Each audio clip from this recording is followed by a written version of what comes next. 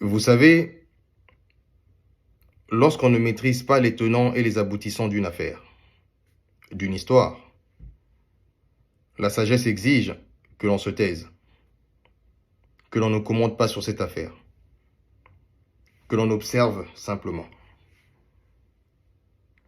Sinon, on court le risque de se sentir ou de paraître ridicule si jamais l'on découvrait la vérité. Parce que dans beaucoup de cas, ce que l'on voit ou ce que l'on sait des gens dont on parle n'est que le bout de l'iceberg.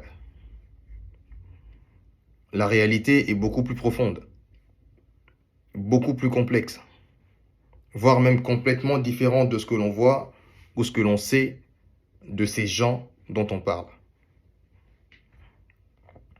Vous savez, généralement les gens parlent des autres sans vraiment maîtriser les réalités que vivent ces personnes dont ils parlent. Qu'est-ce qu'on n'entend pas? On entend des histoires comme cette femme a tellement avorté dans le passé qu'elle n'arrive plus à concevoir dans son mariage. Cet homme fait désormais partie des loges. Voilà pourquoi il est devenu riche. Voilà pourquoi il a un bon travail. Dans leur relation, l'homme n'a pas de mot à dire. C'est la femme qui dicte tout. Et même si c'était vrai, quel est votre problème? Quel est votre problème? Occupez-vous de vos vies. N'avez-vous pas mieux à faire dans vos vies, dans vos propres vies, que de parler de celles des autres, surtout lorsque vous ne maîtrisez rien des réalités qu'ils vivent? Vous ne savez pas sur quelle base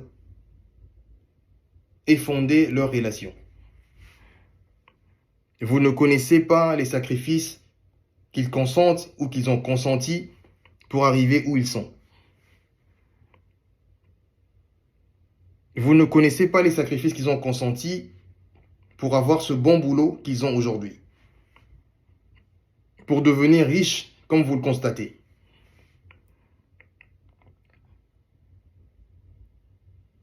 Le silence est d'or. Il vous évite beaucoup d'ennuis.